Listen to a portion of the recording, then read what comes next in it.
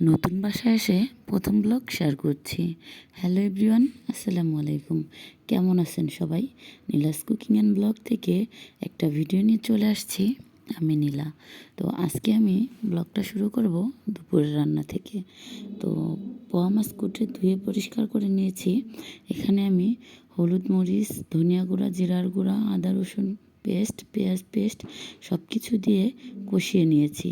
তারপরে তেলটা উপরে ভেসে আসলে আমি এখানে মাছটা একটু কষিয়ে নিলাম।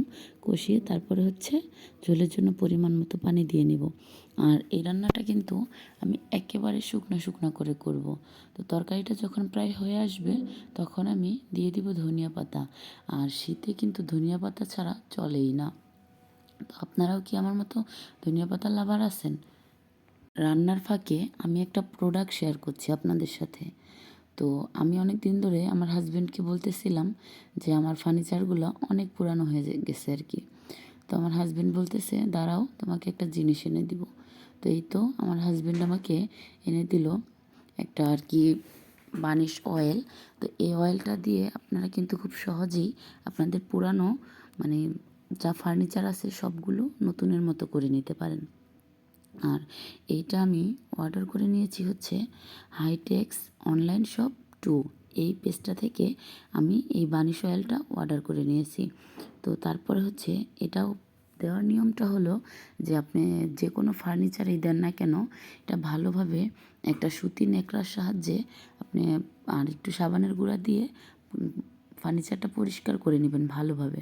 পরিষ্কার করে নেওয়ার পরে আর তারাই আপনাদেরকে দিয়ে দিবে একটা নরম সফট ন্যাকড়া দিয়ে দিবে, ওইটা দিয়ে আপনারা ভালোভাবে এই বানিশ অয়েলটা লাগিয়ে নেবেন। আর এই পেস্টটা আমি ডেসক্রিপশনে দিয়ে দিলাম, অবশ্যই চেক আউট করে নেবেন। এই প্রোডাক্টগুলো কিন্তু অনেক অনেক ভালো। তো আপনারা সবাই কিন্তু ইউজ করে দেখবেন। আপনারা কিন্তু ভিডিওতে দেখতেই পাচ্ছেন যে আমার ফার্নিচারগুলো পরিষ্কার করার আগে কী অবস্থা ছিল আর বানিশ অয়েলটা দেওয়ার পরে আমার ফার্নিচারগুলো কী অবস্থা হয়েছে। অবশ্যই কিন্তু আপনারা এই পেজ থেকে অর্ডার করে নেবেন। আমি কিন্তু পেজ লিঙ্কটা দিয়ে দিলাম। ভাইয়াদের ব্যবহারটাও অনেক ভালো। তো এই বানিশ অয়েলটার কথা বলতে বলতে এদিকে আমার রান্না প্রায় শেষ পর্যায়ে চলে আসছে। এদিকে আমি চিংড়ি মাছ দিয়ে কাঁচা কুমড়া দিয়ে রান্না করে নিয়েছি। তো এইগুলা সেম সব রান্না যেভাবে করি ওইভাবেই করে নিয়েছি। আর সাথে আমি রান্নার শেষে ধনিয়া পাতা কুচিটাও দিয়ে নিলাম। ধনিয়া পাতা কুচির কথা আর কী বলবো, ধনিয়া পাতা দিলে তো তরকারির টেস্ট বহুগুণ বেড়ে যায়। তো এই তো আজকে দুপুরের রান্না শেয়ার করলাম। কেমন লাগলো অবশ্যই কিন্তু কমেন্টে জানাবেন। সবাই ভালো থাকবেন, সুস্থ থাকবেন। আল্লাহ হাফেজ।